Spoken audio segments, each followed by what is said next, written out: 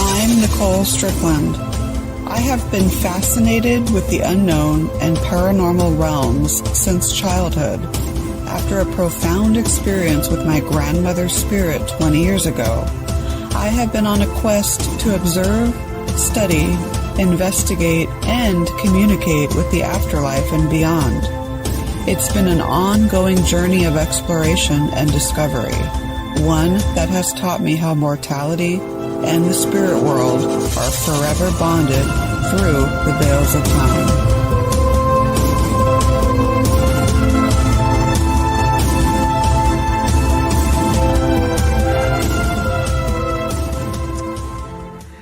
Okay, good evening, everyone. Hope you are doing well this Thursday night, October 20th. So 11 days away from Halloween 2022. Aren't we all excited? I know I am.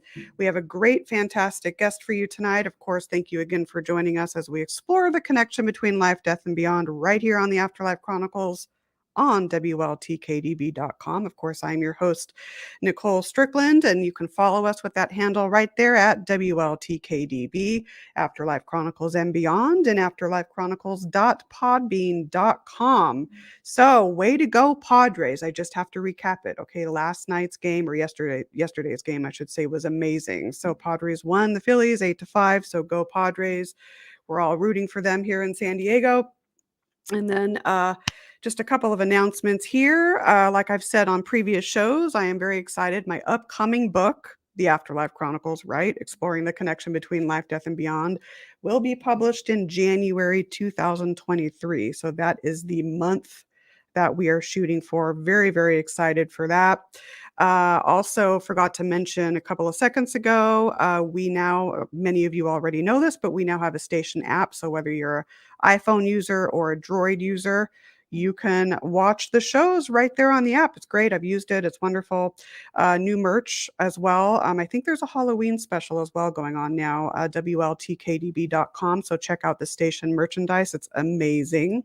So let's not dilly-dally anymore. I'm going to do something a little different. Normally I break at the half hour, but I'm going to go and do our one and only break for the night just because we have a lot to get through tonight. So we're going to do that first. And then when we come back, we will bring tonight's very special guest. So stay tuned. You are tuning into the Afterlife Chronicles right here on WLTK-DB. Stay tuned.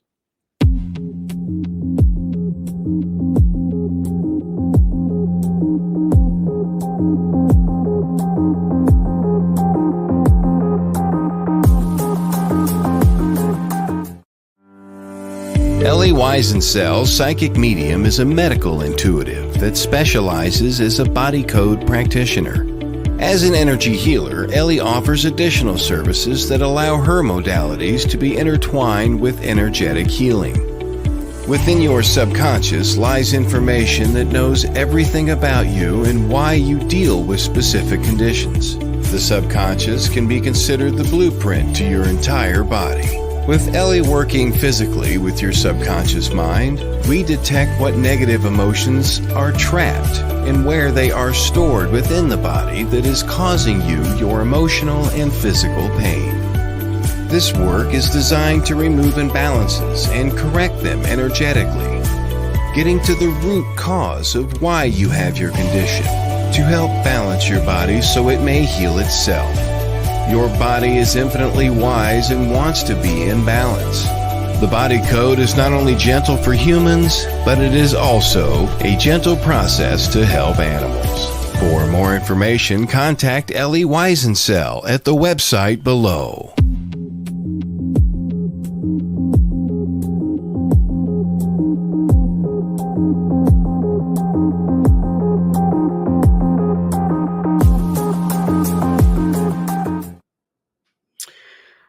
5 minutes past the hour here, 6:05 p.m. Pacific time. You are tuning right back into the Afterlife Chronicles right here on WLTK-DB.com. I am your host, Nicole Strickland.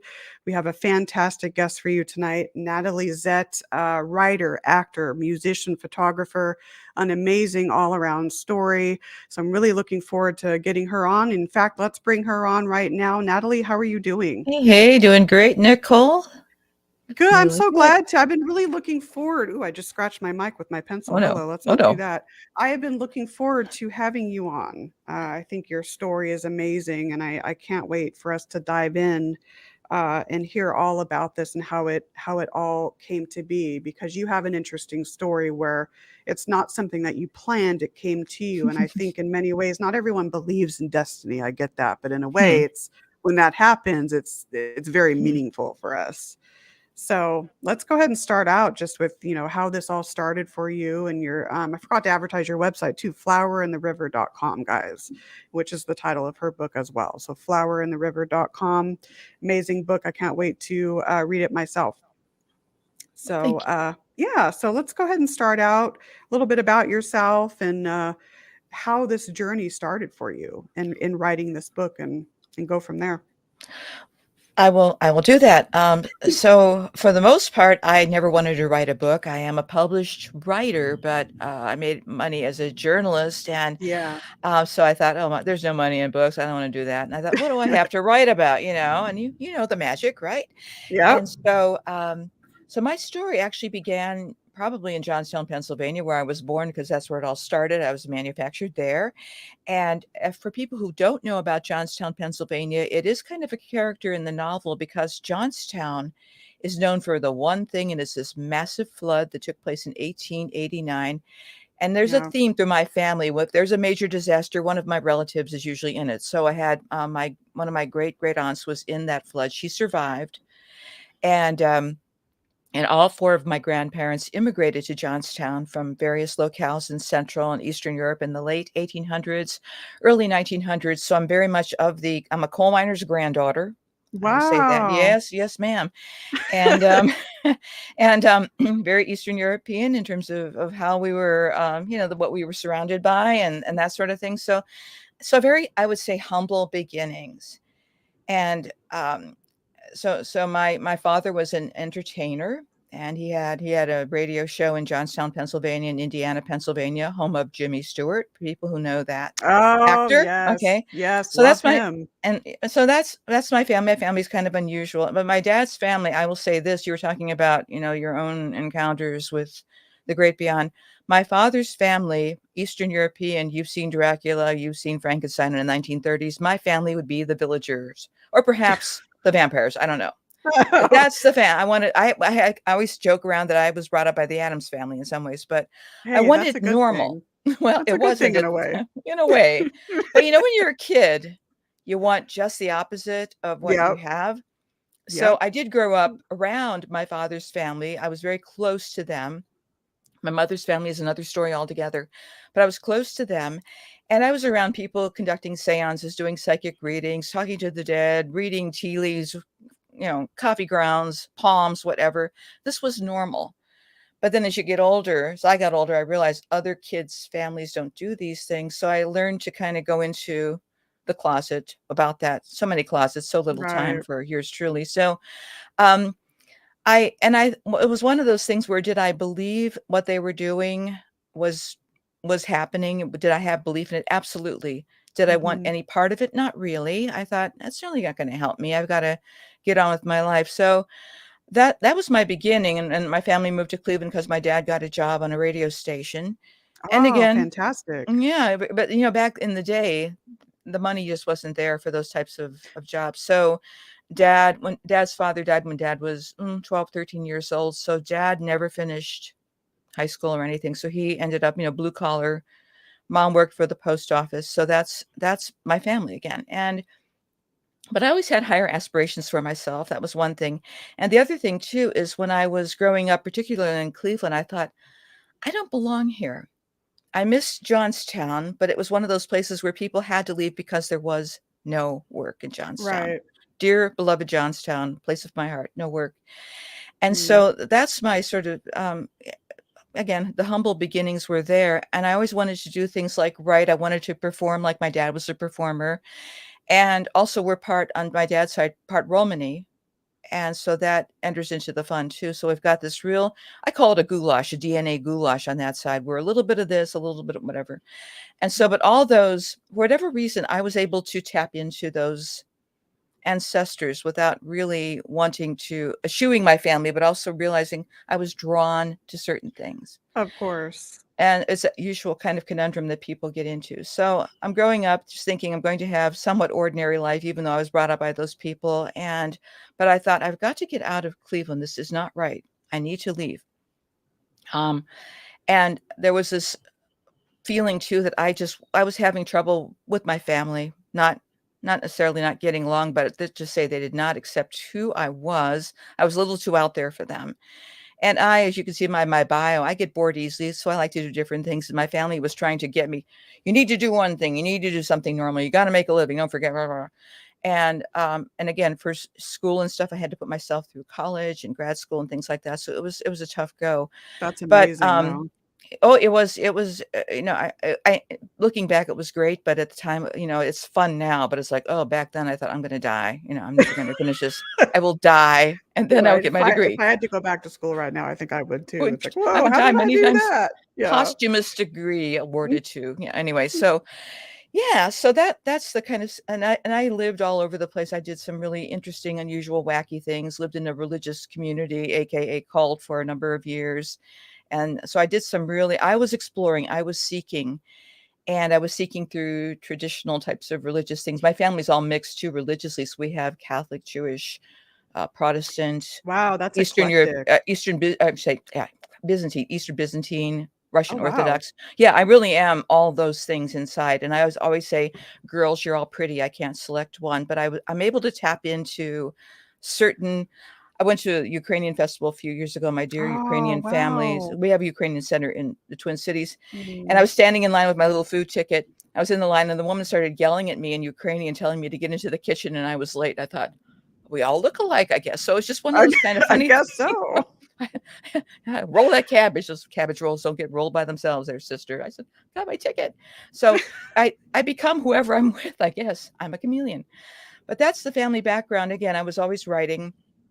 And again, living, and I moved to the Twin Cities over 30 years ago to attend school.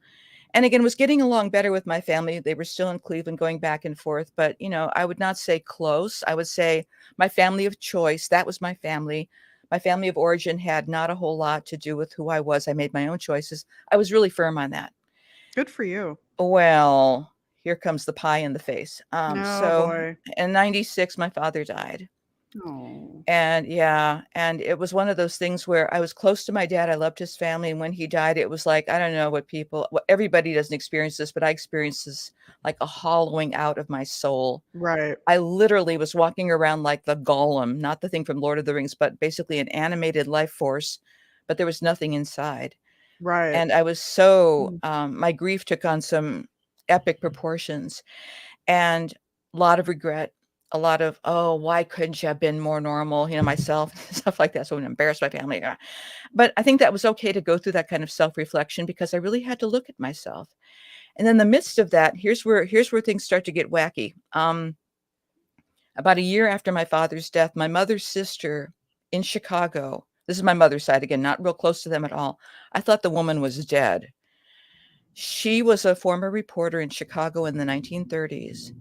Okay. And she decided to put together this massive family history from my mother's side. My mother knew nothing of her side of the family because her own mother died when my mom was 3.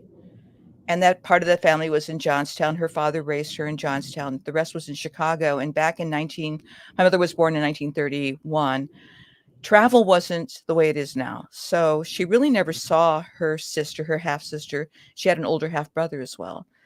But this woman felt compelled to send me this document. She said, I heard you're a published writer. Your mom sent me your stuff. It's really good. You need to do something with this document. And I thought, And so I started, I think any other time, had my dad not been dead and me just splayed open I wouldn't have been open to this. I would have thought, yeah, throw it in the drawer. Exactly, yeah. I started looking at it and I thought, holy moly. I started to see that my grandmother, my mother's mother, had all these siblings. Not only that my great grandparents had lived in Chicago, and I didn't know that. Oh, wow. And then I always felt a connection with Chicago, so that's another type of thing. But then I started reading individual bios of each family member. And there was that one story about a ship that capsized in Chicago in 1915, where a lot of people were killed, 844. That's a And massive amount for that time. it's funny that I was looking at the old newspaper clippings here, and they had 1,000 people dying, 2,500 people dying. I think the final number is 844. Even when I was Yeah, I think so. even when I was researching the book initially, which was 25 years ago or so, they had different numbers. So I think this is the final tally. So I thought, and I knew Chicago history. I was always drawn to Chicago. I mean, the St. Valentine Day Massacre, love Carl Sandburg. He's in my website. He's in my book. I loved Chicago. I didn't know why. And so I thought, I've never heard of this thing. And then I saw that my mother's mother's younger sister, who was 19 years old, was killed while she was aboard this thing with all Oh those my people. gosh. And I was, as a journalist, I mean, I had several gigs around the Twin Cities. I was well known as a journalist. I thought, well, I have a guaranteed spot to write about this thing that happened. And Absolutely. and at first, it was just a research project, like any other research project, like any other article I had written for years and years. And what was strange, Nicole, is I went to the library. This is 1997, 98. Nothing on the Eastland. I was just gonna ask you what Mm-mm. other articles had been written on it, because doesn't this remain still in the Great Lakes the largest, I guess, I uh, think it is. I think it, tragedy? I mean, yeah, it was. There's a lot. It's just weird, but there was nothing around at that point. And if you all are old enough to remember the internet in its infancy, the information was not there like it is now. And then when I was in the midst of doing the research, a website suddenly popped up, which was great. And this Eastland Disaster Historical Society, loved these folks. They came to be, but that wasn't until later. So I'm thinking this is going to be easy. I'll just write about this thing. I thought, why in the hell has nothing been written about this? right, it's crazy how And that it, is. and in the meantime, I was going back and forth with my mother's sister, my Aunt Pearl, who was sending me all these photos of this woman who was killed. And she started to come alive for me, and it wasn't just the horrible story, but I just thought those photos, oh my God, she looks at certain ages so much like my sister. She looks so much like me at certain junctures. Then the final picture of her with her woman friends dressed in men's clothing, smoking cigarettes, just looking like a bunch of badasses. And I thought, oh I my, was her she's beautiful. I mean, thank there's you. pictures of her on your website, flowerandtheriver.com, and I know I looked at that photo and I actually smiled because you can tell they were having a lot of fun when that They photo was were taken. causing trouble. I mean, but it started to get under my skin. And Yeah. I had never had anything about my family connect me like this before. And I thought, "Ooh, something else is going on here." But Mhm. I committed to writing an article about this, but I was just not getting enough information. And I wasn't satisfied with the article. I was taking scraps, and I wanted it to be as honest and true as possible. So I thought, Right. I needed to go to the cemetery in Chicago. So for people who aren't from the United States or who don't know the geography, it's about 6-7 hour drive from the Twin Cities, kind of southeast. Well, I mean, I get lost a lot, so I sort of, for me, 25 hours. But I mean, basically, it's about a 7-8 hour drive. And I thought, well, I'm going to make a long weekend of it. So I thought I'll spend part of the time in Wisconsin, drive down to Chicago, find the grave. And I don't know, maybe I'll have, but I wasn't sure of the questions I was asking either. Right.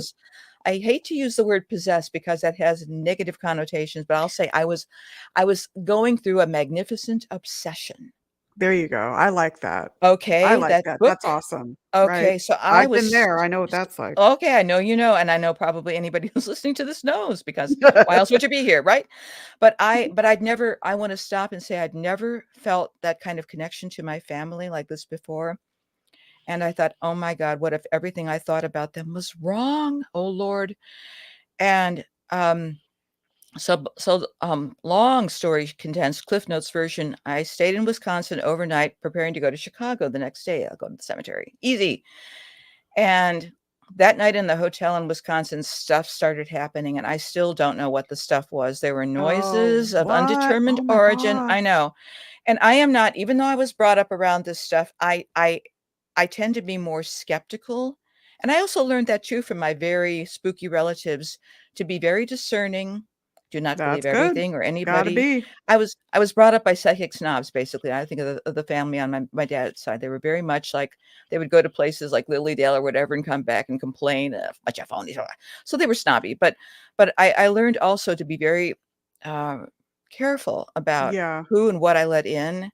And I was not that anxious for connection with the other side. Thank you. I thought, oh, I know what this is going to do to me. I had a feeling. So, but in the hotel room, noises and visions and all this other stuff. And I thought, am I cracking here? Because it was I'm still feeling like I was in both two worlds of my father's death, now this. And I thought, what is going on? Wow. And were you having these visions in an awake state, or did they come to you more Oh, in in an dreams? awake state. That's what was so disturbing. Wow, oh my And I gosh. was scared, but I suppose this will make sense to you and probably anybody else who's listening to this. Scared, but not like you're afraid of a person doing something to Right. you. And somebody asked me, well, it's like my aunt Pearl, God bless, but she's always evil spirit. I said, no, it's not an evil spirit. It was just weird. I mean, Right. you don't expect Mhm. that to be happening, right? I mean, I thought, I'm gonna just watch some cable, and it's like, oh my God. So so it was, but it was very much a sense of, there's somebody else in here with me. And I thought, okay, let's pretend that this is happening, because it is. And I thought, what do you want? What do you want? And so I didn't sleep that night, and at least not very long. And then I did kind of pop awake at 6 a.m. and I hit the road, and I thought, what was that? And so all the way down to, again, this is before the days of Google Maps or all that sort of thing. And again, no sense of direction. So I had MapQuest, remember that? I Oh, was trying yes. I was trying to find this cemetery, and I had a really difficult time finding it. Finally did. And when I looked at it, I thought, oh my God, is it going to be open? It was Labor Day weekend. It was open. It was massive. It is massive. It's Bethania Cemetery on Archer Avenue. Oh, yeah, I've heard of it. Well, you probably heard Yes. of Resurrection Cemetery and Yes, I've been Resurrection there. Mary, our I've been neighbor, there. right? Yep. Okay. All right. Mhm. So it's right next to that. And Wow. the problem was, I parked my car and I thought, I didn't know where the grave was. I didn't know how to find it. And there was nobody in the office, nobody anywhere. And I thought, oh my God, it's huge. So I thought, well, Natalie, you drove all this way. Let's just start walking. So I went up and down and up and down. It was really hot. And I was feeling like I was out of my mind. And I thought, only a crazy person would do this. And I thought, oh God. And so I think the word is discombobulated. And I asked, there was a guy digging in the back, not Grace, but he was just digging around. He was a caretaker. And he said, it's really huge. You're probably not going to find him. Can you wait till Tuesday? I said, no, You're like, "I'm here now. I wanna damn find her it. now." Yeah, I was Yeah. getting Oh my kind of gosh. whatever. And I said, nope, they're my family. I will find them, or they'll find me. And so I started walking back, feeling like just the shame that was overwhelming me, the foolishness. I felt just all this stuff. Then I walked back to my car, and I was walking back to my car. And then I was like, I tripped over something. I was almost like I was pushed. I didn't fall, but it was like this sort of redirection that happened to like go to the front of the car. I walked to the front of my car. I was going to get a drink. And then I looked. I thought, I parked right in front of the graves, and Oh, I see, oh did my not see gosh. it. I did not see it. Whoa. Whoa, I whoa, cannot whoa. explain it. I Whoa, can't whoa, explain it. whoa. Um, Wow. and there was a tiny little tree in front of their graves. I'll talk about the graves too. It was like three little trees that had interwoven. Oh my It looked like the gosh. opening of Charmed. I mean, it I was just like mean, that. this is like synchronicity upon synchronicity upon synchronicity right here. This And is just amazing. I never experienced anything like that before. And I thought, what is this? Um, and again, I'm not all in with this stuff either at this point. And so the graves are quite lovely. The headstone for my great aunt who was killed, it's huge. It's huge marble, dark marble, Oh, and wow. it's gorgeous. I have a photo of that on the website as well. But it says Martha Pfeiffer, um, rest in peace in German, and it says Auf die Eastland, on the Eastland, Oh, wow. and which I learned later cost extra to have that inscribed. But I thought somebody wanted somebody in the future to know how she died. She was Absolutely. one of those. Below her was her baby sister who died at age 3 in Chicago of something called black diphtheria. She was an infant. I have her photo too. She was quite lovely. And behind their graves are the graves of my great grandparents. So there they are. So the whole family's there. And the stone had a little jut, like another stone that it was sitting on top. So I just sat on it. It was like it was a couch. I thought, hi, here I am. And then at that point, again, I did have one of those. I closed my eyes and I did see a living room of all these people. And I thought, okay, let's just go with this. And they were talking. I heard nothing. It was just so brief. And I thought, they're all here. And all of the relatives, because my grandmother and Martha, my Aunt Martha, had all these brothers and sisters. I thought, you're all here. And I stood up and I said, I am so sorry. I didn't know you were here. It never dawned on me to even search for you because of my mother's father's family. That's a whole other book. But because of that group, I just basically had wanted nothing much to do with my mother's side of the family. So I'd never thought of exploring it.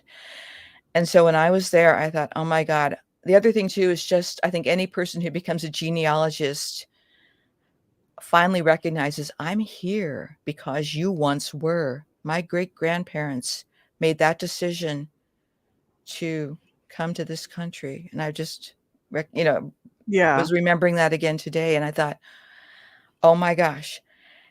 And then just standing there, I started crying and I thought, of oh my course. Lord. I mean, it was just, I think just from exhaustion, feeling crazy and feeling this leftover grief from my father. But it was like everything just kind of on top of each other. And I thought, oh God.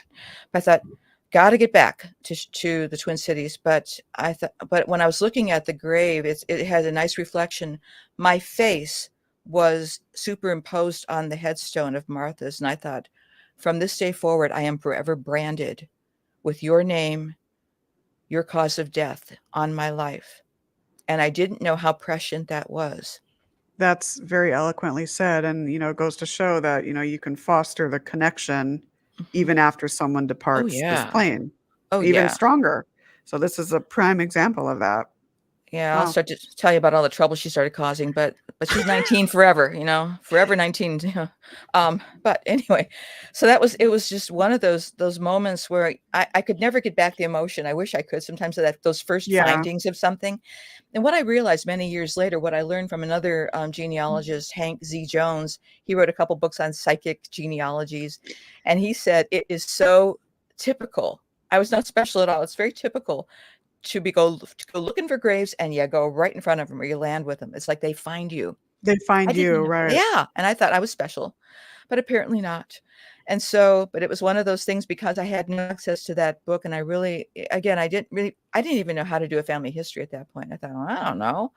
I was told when I was a kid, since I wasn't a Mayflower person, that I didn't have a history. And when I would ask my mother about what about our family records, they were all burned in the war. Not sure which war, Spanish American, World War II, but it's like, we don't have a history. So in other words, like my fellow Carpatho Roos and Andy Warhol, I always say, I am from nowhere.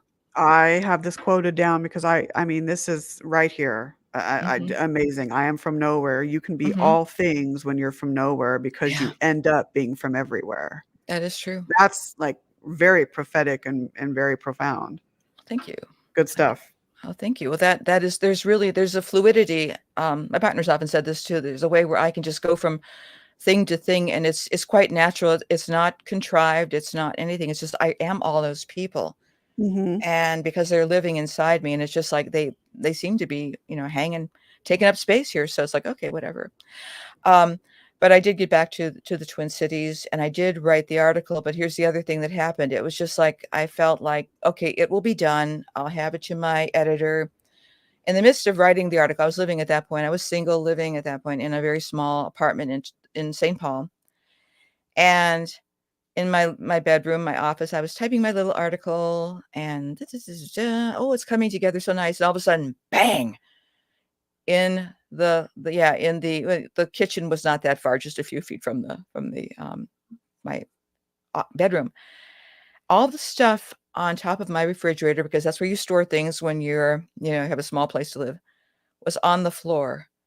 St. Paul is not on an earthquake fault line, as I often Yeah, not say. like us out here. No way. No, not like we're not San Diego. No.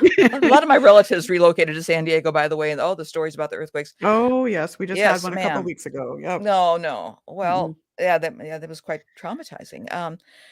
So no earthquakes, and everything was on the floor, and I thought, "Uh-oh." And at first, okay, I picked everything up, put it back on the refrigerator. I thought, I'm not sure how that happened, but I kind of knew how that happened. But I thought, oh, no. Deny. So I went back into, kept writing. Maybe 15 minutes later, same thing. More stuff was thrown. Interesting. And then I thought, oh my God. Then I thought, I wasn't sure what I thought, to be honest with you. I was just almost like an automaton at that point. So I threw everything on the refrigerator and I stood there. I thought, don't you dare. I was Were getting you pissed. on a specific theme when you were Just writing when those finish, two just finished? just finishing talking about the cemetery, talking about everything. No. And then after the third time it happened,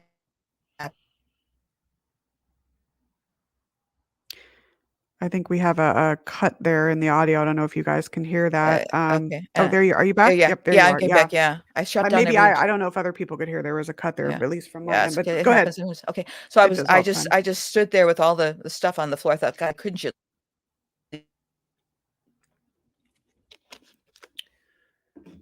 So there's another cut there in the audio. Oh, there you are. Oh, there I am. Sorry. Yeah, it's you. I'm sorry. It's just Yeah, no worries. No worries. you've been rebooted. Let me just. Yeah, I have Yeah, everything don't worry shut about it. down. I It have no happens. browsers Don't on. worry. Anyway, so okay, Martha quit playing with the stuff. Anyway, she's a trickster.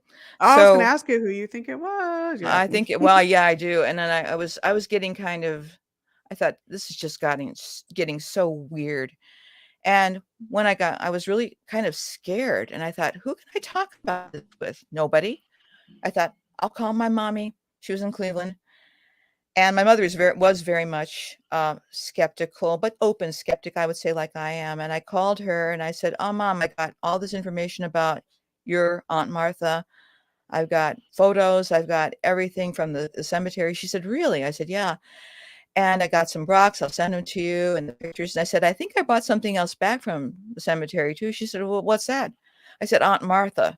Oh, wow. And she said, she listened to me talk a little bit. And again, she said, and I was telling her about the stuff that was happening. She said, "Well, I didn't want to say anything, but after your dad died, stuff like that started happening in the house as well."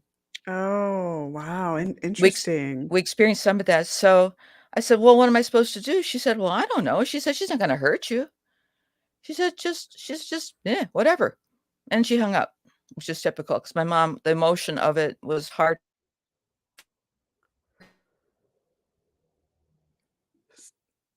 So until she comes back, just a little recap on the Eastland disaster. I don't know. I think it wasn't mentioned. It was launched May 6, 1903, known as the Speed Queen of the Great Lakes. So it was a charter Mm-hmm. ship for the Western Electric Annuals Picnic. I think it went from Mm-hmm. Chicago to um, where was it that it went from Chicago to I think Indiana. I think. So you're back. You can hear me, right? Yes? No? Okay, yeah, that's weird. I've never had That's this so happen. bizarre. Yeah, no, I don't think it's yeah, maybe don't worry about it. We'll just play with Should I no, stop the just keep okay, yeah, keep just keep talking? going with it. Yeah, Okay, just all keep right, I'll going keep with going. it. Don't worry about it. Yes, this is true about the Eastlands. So here's the kicker. We didn't know the Western Electric Company annual picnic is why that ship was. I'm jumping around. Why that ship was there to begin with? They were supposed to. These were for this excursion was for the employees of Western Electric, which was probably the Silicon Valley of its time, or Yeah. whatever, Microsoft, because it employed so many working class people in Chicago.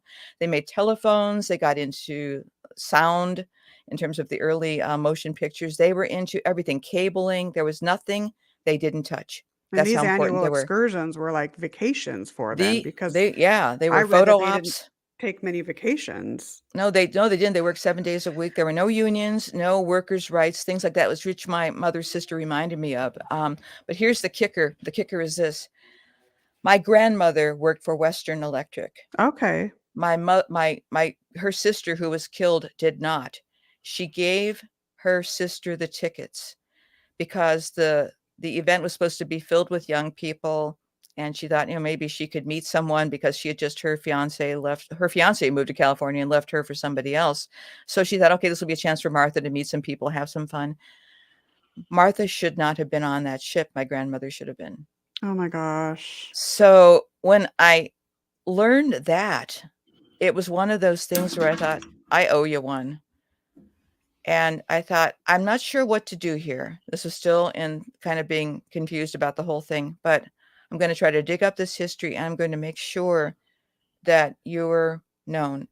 The other thing I know that she wanted to do, because I learned from my mother's sister, she wanted to travel all over the world. And whenever I look at my Squarespace stats, which shows where the book is, or the website's being looked at, India, Russia, There you go. China, I said, you got your wish. Didn't she want to be a writer as well and an artist? She wanted to be a writer and an artist. She wanted to do all those. I know. And I think, yeah, I know. It's one of those things where I thought, how much of me is me? But right. There's definitely a connection there for, beyond just the familial line. There's definitely that connection. There truly is. And that was the kind of thing. So I really need to make it clear too, that I was not all in. I was not a believer. This stuff was actually, I was experiencing it. I didn't know anything about after death communication or anything like that. And I started researching like crazy. Yeah. And the other thing I want to go back to, and I do jump around quite a bit. When I moved to the Twin Cities, I moved here because it was original. I didn't know anybody from here. I certainly wasn't related to anybody that I knew of. And when I got deeper into my aunt's document that she created about the family history, I was seeing these other names and locations of my great-great-grandmother and her children.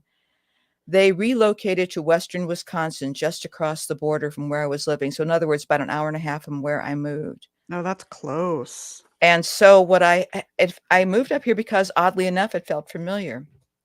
So again, I don't know which coincidence number we're at, but it was like one of those kind of things where I thought, so I had to change my whole philosophy of life very quickly, because I thought, I don't think I'm in charge of this. Yeah, exactly. Yeah. Some divine, something bigger than something you was going on. Right. And I thought, I followed this woman. So Martha, my aunt who was killed, was born in Johnstown. I was born in Johnstown. Her family moved westward. My family moved westward, Midwestward anyway, Cleveland, Chicago. And then the other branch of that family, which is the Wisconsin people, that would be Martha's grandmother. And aunts and uncles moved out to Wisconsin. And I've since, when I was researching, I just didn't know what to do. And there were people that I met that had remembered the Eastland from that family. They've all passed on since, but I did meet people who knew of the disaster. I met one other cousin who actually remembered Martha in the coffin. She was 4 years old at the time. Oh. So she said, oh, I remember it. And I feature her in the book, because she was such a crank, but she was great. She said, yeah, that tore the whole family up. It wrecked everything. Just messed the family up. And the other thing about that story is that, okay, so Western Wisconsin, like I'm hemmed in. As I did deeper research on the family, I found out that my mother's mother left her first husband. He was abusive, I guess. My great-grandmother either shoved him over a railing or it was intentional. I don't know. But anyway, so great-grandma, religious as she was, knocked him over the rail, and out he went. So he was gone. Oh my gosh. So I mean, there's some stuff in that family. But anyway, it's a wild bunch. There's stuff in all families. There is, but this is like, you can't make these people up. But my grandmother, she married my grandfather in Johnstown, and then 3 years later she passed away from a heart attack, but she was quite young. But I think that she was the one who identified Martha at the morgue. She was the one who gave Martha the tickets. I'm sure that factored into her early demise. Yeah, that makes absolute sense. The regret. Yes. Yeah. So that is the story that I grew up not knowing. That's why I call the first chapter in the book A Family Tale Finally Told, or Family Tale Untold, I should say, but the tagline is A Family Tale Finally Told. I should not have found this story. There were so many shoulds. It should have gotten lost. It didn't. It resurrected around the right time. I would have to say the timing was perfect in terms of my openness. There's always a time and place for everything, right? Well, kind of, yeah. I try. Also, I think it's the writer in me too. I tried not to lean on some of these cliches, but I have to say, Nicole, there were too many weird things that were going on with that. And again, I've reconnected with that side of the family, and my mother was just amazed. And I think That's truly amazing. the biggest gift is that my mother grew up not knowing her mother, and she used to always say to me, "You don't miss what you never had." And my mother was kind of tough that way, just like, it's okay. I don't need to know this. And then when I started finding things, she was speechless. I would give I can her imagine. I would give her articles. I would give her stuff about the Eastland. I said, "Did you know any of this?" She said, "No. How could I?" And I think she couldn't express it, but she would just take it all in. And she said, and then I did write the article, and she said, "Oh, that's a really good article." And she said, "That's a shame though, isn't it, that happened to her?" I said, "Yeah, it is, Mom. It really is." And I said, "I have to wonder what would have happened had they not made that move to Chicago. I mean, if, but I do wonder, Right. had they moved to Wisconsin, whatever. But by certain choices we make, it's like a domino effect. It is absolutely a domino effect. And I Yeah. think I read on, I think it's the eastlanddisaster.org. I think, Mhm. was it over 70% under 25 that They perished? were young, and most of them were women. Young women. And I mean, my book isn't, the Eastland is a character in the book. It's like something that Stephen King should write about. It's that thing, they didn't decommission that sucker until like the 1940s. They kept resurrecting it. But it's not really about that. So many books have been done who are by people who are really excel at maritime history. That's not what this is, but it's a character that starts the explosion of this domino effect that carries the trauma that carries from generation to generation, even if you don't know about it. I think the biggest thing is when you don't know about it, you start acting in weird ways. You don't know why Mhm, you're like, I was afraid of mhm. boats when I was a little kid. I was not afraid of anything. I felt compelled to move up here. I love Chicago. But the other aspect of it was, I think through writing the book and through, my mother was one of my biggest critics because she was such a good writer herself. And she would read the chapters. And I think she finally got to see it 2 weeks before she died. The completed Oh, book. Yeah, I didn't finish the edits. I got it out because I knew she was going. It's like she was in hospice for a couple of years, but she got to see it published at the end of December. She died mid-January. And she said to me before she died, she said, "Well, I hope I get to see that damn book before I croak." And we have this gallows sense of humor in the family. That's tough how we cope with a exterior, but tragedy. sounds like tough exterior, but, Yeah, heart of it was gold sort just, of and she said, situation. it definitely. And I thought through that process, I don't think a person, when you do something like this, you don't know what you're doing. I mean, I went through the motions, and certainly even since she died, I mean, it was the release of the book, my mother dies. It's been very hard for me again to occupy my body at this point. It's just like, I'm only now figuring out, oh yeah. Why are people interested in this? I mean, I did not write I basically, I independently published it. No, I was a published writer, but no agent would take it because it wasn't marketable In in their its present mind, state. right, in their mind, Right. And I get that. They've got to make money. I get that. But by the same token, I thought, I will take care of the story. I work mhm. full time. I will take care of you, Martha. I will take, you don't have to take care of me. The book does not have to take care of me. I take care of the book. And it I take sounds like care of she the was story. guiding you as well as your family. A I lot think of, like, so. guidance from beyond, it sounds like. Feels like, and it feels very natural. But I would have to say at the time, it was very disconcerting. I mean, the stuff on the refrigerator, that business stopped. But I would have to say for at least 2 years afterward, as I was getting into the story and putting pieces together, because remember, I knew nothing about how to do a family history or genealogy, and ancestry was not affordable to me back then. And they didn't do the DNA testing back then anyway. Right. And I started accumulating what I thought was a long article. It turned out I had thousands and thousands and thousands of words. I thought maybe this could be a book. I don't know. Is But in the isn't that midst of funny that, how that works out? I mean, an it's article that wouldn't stop. Yeah. And I had right? everything, but it wasn't. Well, here's what happened about 2000, 2001. I really started accumulating. I thought, I'm going to do this. I was in a really bad car accident, a really bad one, where it affected my cognitive abilities. So thank God I wrote down what I did, because my memories were kind of all over the place. And I really couldn't write sustainable writing for about 7, 8 years after that. Oh my So I had goodness. to put it in the drawer and I had to figure out how to heal myself. There wasn't much available on, traumatic brain injury, things like that back then again. And I thought I had to kind of piece something together, and it was a trip. It's like, oh my God, I can't remember. what I did. And it took, but I thought, somehow, again, though I trusted that it would be okay, I will never be back to what I was, but there'll be a new version of me. And I trusted it. And after I got upset and angry and resentful, and I felt like I was abandoned by everything and everybody. And I did have one of those out of the body experiences too when that happened too. It was like, whoops, up we go. And I thought, maybe I'm just going to keep going. And nope, I was back with all that pain. I let it go.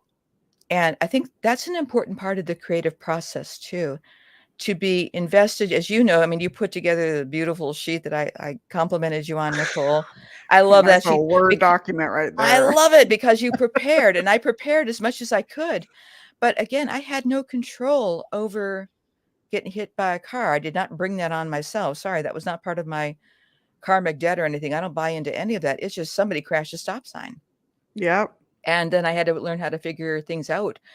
And so, and out of that grew my work with web accessibility and people with disabilities and things like that. So that was actually kind of cool. I mean, I always make something out of something, but I'm not a real good, it's just, it's going to be okay. It's like, the hell it is. I'm not compliant at all with anything.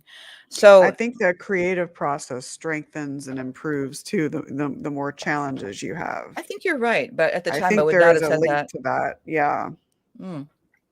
Pardon me. But, I know, right? yeah, I'm Water. also very introverted and I'm not used to talking. So it's just like, but I'm This is getting that way with awesome. all these This is podcasts. But, such a cool story. oh, well, thank you I'd for love to have being you here. back because there's so much more to talk about. So we'll have to do that if you're interested. Oh, I But would love to. Are you kidding? Part two. one of the questions I have for you is why do Sure. you think some of these tragic stories Hmm. become so misplaced and forgotten, whereas others, such as, like the Titanic, are everywhere? It's really, even if I had the answer for you tonight, I'm not sure it would help anything. But I think honestly, the class of the people has a lot to do with it. And I don't say that I'm some downtrodden Eastern European person, but I am an Eastern European person. And I know the way we are the villagers in the Frankenstein movies. Okay.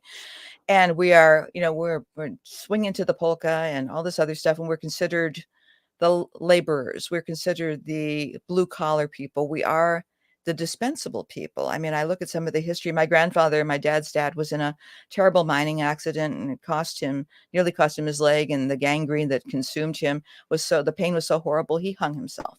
Oh my gosh. And there's so many stories of people in Mhm. Johnstown that were in the mines, mining accidents, things like that. And again, it's like, has it really changed? Certain classes of people are considered dispensable. And again, the Eastland people, like my mother's sister reminded me, she said there was no union, there was no advocacy. FDR was not president, so there were no social services types of things. There was a Red Cross. Clara Barton, who helped with the Johnstown flood, was also there for the I read Eastland. that. Yes, and I've got the transcripts from those records, which was really helpful for our family. So they got some money from them. They got some money from a disaster society that was formed. Actually, there was some debate about whether people got money or not. So there were so many families that were affected. But again, like my aunt said, she said they couldn't go and riot in the streets. They had to get back to work. They would have starved. And at the time of my aunt's, when she died, she was one of the sole supports for her widowed mother because her own father had died, who was a blacksmith, again, another blacksmith laborer, 14 months before. So they had to just as they, perhaps many of them drank their way through, but they just got through it. And again, did the trauma revisit all of them? Yeah, my grandmother's and Martha's youngest brother got involved with the Dillinger gang. He had to get out of Chicago, ended up in northwestern Wisconsin, not too far from here, and married a Native American woman, settled down, and became one of those salt of the earth kinds of guys. But again, they were just under siege. And they didn't Right. talk, especially the guys, they didn't talk about emotions, No, let's hit yeah. each other or whatever, whatever, and smoke, smoke, smoke, drink, drink, drink, whatever. And so I think a lot of it has to do with the class of people. A lot of it has to do with the fact that it was a big corporation. Carl Sandburg's Eastland poem, which I think might have been banned now. I can't find it anywhere. I read it earlier. I found it on Google. Oh, did you? Okay, great. Yeah, Great. I'm glad. I had a hard time relocating it, but I put it in my book, but it's really a scathing. It's not it just about the is. Eastland, but he's talking about, yeah, I see dozens of Eastlands on the way to and from work, but he was talking about the state of the working class in America at that point. Unwanted children, back alley abortions, things like that. Has anything changed? I mean, it's just this type of thing that he was just relentless in his indictment of these corporations. And I think your And theory applies even to incidents today. today, That that's the it just it's thing. It repeating itself. repeats, and it Yeah, infuriates me. It's like, my God, here comes the Eastland, you know.